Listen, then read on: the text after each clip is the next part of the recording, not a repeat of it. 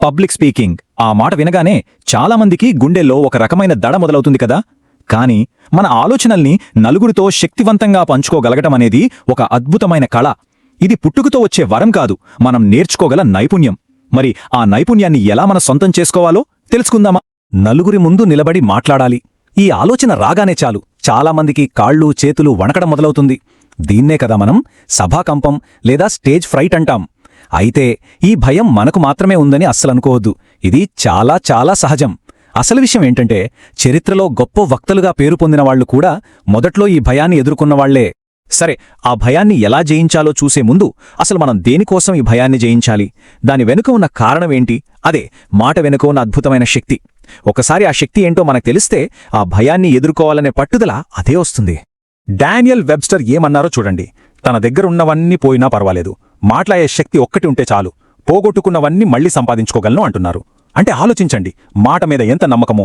నిజమే కదా, మాటతో స్ఫూర్తినివ్వచ్చు, మార్పు తీసుకురావచ్చు, ప్రపంచాన్నే మార్చొచ్చు. ఒకసారి ఆలోచించండి, ఈరోజు మనం చూస్తున్న ఈ నాగరికత మొత్తం దేనిమీద నిర్మించబడింది? మాటల పునాదుల మీదే. రాతియుగం గుహల నుంచే ఈరోజు మనం చూస్తున్న డిజిటల్ ప్రపంచం దాకా మనిషి ప్రగతిని ముందుకు నడిపించిన అసలు సిసలన శక్తి ఏదైనా ఉందంటే అది ఈ మాటే, ఈ వాక్శక్తే. సరే, మాట వెనుక ఇంత శక్తి ఉంది అంటున్నాం కదా, మరిప్పుడు మనందరి మదిలో మెదిలే ఒక పెద్ద ప్రశ్న దగ్గరికి వద్దాం.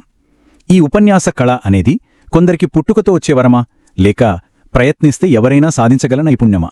చాలాసార్లు మనం ఏమనుకుంటాం, అబ్బా వాడికి పుట్టుకతోనే ఆ టాలెంట్ ఉంది, మనకెక్కడొస్తుందిలే అని అనుకుని వదిలేస్తాం కదా. కానీ అసలు నిజమేంటంటే అది పుట్టుకతో వచ్చే వరం కాదు, సాధనతో సంపాదించుకునే నైపుణ్యం. సరైన కృషి పట్టుదల ఉంటే చాలు, ఎవ్వరైనా సరే ఈ కళను సొంతం చేసుకోవచ్చు. ఉదాహరణకు అబ్రహాం లింకన్ కథ చూద్దాం. చరిత్రలో గొప్ప వక్తల్లో ఒకరిగా మనం చెప్పుకునే ఆయన తెలుసా, మొదట్లో మాట్లాడాలంటే చాలా ఇబ్బంది పడేవారు. కాని ఆయన వదిలిపెట్టలేదు, నిరంతరం సాధన చేశారు, తనని తాను మెరుగుపరుచుకున్నారు, చివరికి చరిత్రలో నిలిచిపోయే ప్రసంగాలు చేశారు. ఇదంతా ఎలా సాధ్యమైంది? కేవలం పట్టుదల, సాధనతోనే. లింకన్ ఒక్కరే కాదు, మరో గొప్ప ఉదాహరణ విన్స్టన్ చర్చిల్.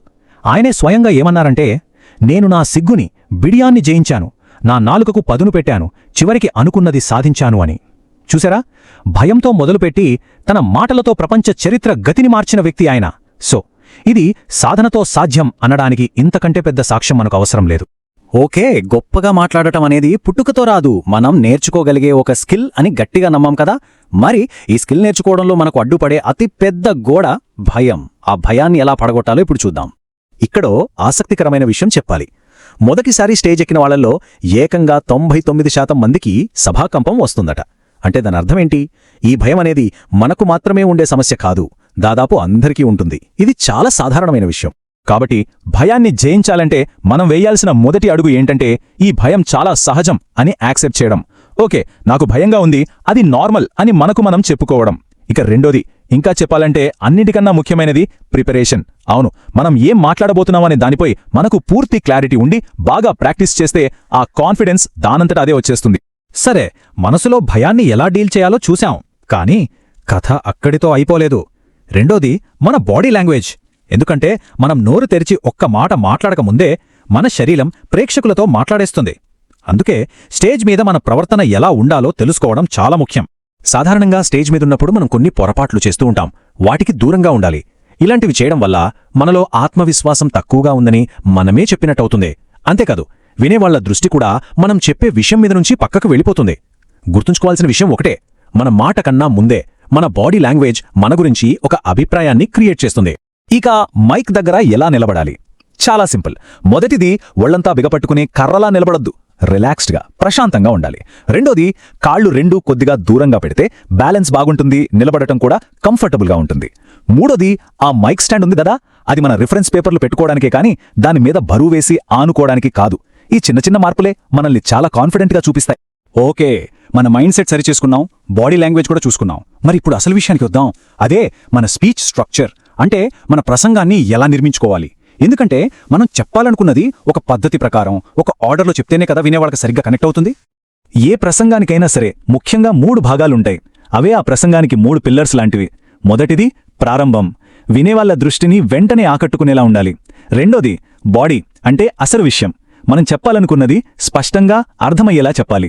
ఇక మూడోది ముగింపు, మన స్పీచ్ అయిపోయాక కూడా వాళ్ల మనసులో నిలిచిపోయేలా ఉండాలి. ఈ మూడింటిని బ్యాలెన్స్ చేయడమే అసలైన ఆర్ట్. మరి ఎలాంటి భాష వాడాలి? చాలా సింపుల్. మనకు తెలిసిన కష్టమైన పదాలన్నీ వాడి మన పాండిత్యం ప్రదర్శించాల్సిన అవసరం లేదు. మన లక్ష్యం ఒక్కటే, మనం చెప్పేది ఎదుటివాళ్లకు అర్థం కావాలి, అంతే. అందుకే అందరికీ సులభంగా అర్థమయ్యే సరళమైన వ్యావహారిక భాషను వాడటమే ఉత్తమం. సరే, ప్రసంగం ఇచ్చేశాం, అందరూ చప్పట్లు కొట్టారు, మెచ్చుకున్నారు. ఇక మన పని అయిపోయినట్టేనా? అస్సలు కాదు. నిజానికి అసలైన పని ఇప్పుడే మొదలవుతుంది. అదే సెల్ఫ్ రిఫ్లెక్షన్, మనల్ని మనం విశ్లేషించుకోవడం. మనమిచ్చే ప్రతి స్పీచ్ మనకు మనం నేర్చుకునే ఒక పాఠం లాంటిది. మరి ఆ పాఠం నుంచి నేర్చుకోవాలంటే ఏం చేయాలి? స్పీచ్ అయిపోయాక మనల్ని మనం కొన్ని ప్రశ్నలు వేసుకోవాలి. ఈ ఆత్మపరిశీలనే మనల్ని ప్రతిసారి ఇంకాస్త బెటర్ స్పీకర్గా మారుస్తుంది. సాధారణ వక్త నుంచి గొప్ప వక్తగా ఎదగడానికి ఇదే అసలైన దారి. మొదటి ప్రశ్న, మనల్ని మనం ఏమడుక్కోవాలంటే, నేను ప్రేక్షకులతో ఒక కనెక్షన్ ఏర్పరచుకోగలిగానా? నా ప్రసంగం ఒక లెక్చర్లా కాకుండా ఒక సంభాషణలా అనిపించిందా? ఇక రెండో ప్రశ్న, నేనసలు ఏం చెప్పాలనుకున్నానో ఆ మెయిన్ పాయింట్స్ అన్నీ వాళ్లకి చేరాయా? నా మెసేజ్ క్లియర్గా కన్వే అయ్యిందా? ఇక చివరిది చాలా చాలా ముఖ్యమైన ప్రశ్న, నేను వాళ్ల టైంని గౌరవించానా? లేకపోతే ఇక చాలు బాబోయ్ అని వాళ్ళు అనుకునేదాకా లాగానా? చెప్పాలనుకున్నది చెప్పి కరెక్ట్ టైంకి ముగించడం ఒక మంచి స్పీకర్కి ఉండాల్సిన అతి ముఖ్యమైన లక్షణం. ఈ ప్రశ్నలకు నిజాయితీగా సమాధానాలు వెతుక్కుంటే, నిరంతర సాధనతో, ఈ ఆత్మ పరిశీలనతో ఎవరైనా సరే తమ గొంతును కనుగొనగలరు, తమ మాటలతో మార్పును తీసుకురాగలరు. ఈ వీడియో మీకు నచ్చినట్లయితే లైక్ చేయండి, షేర్ చేయండి, కామెంట్ చేయండి, అలాగే మన ఛానల్ని సబ్స్క్రైబ్ చేయండి. Thanks for watching.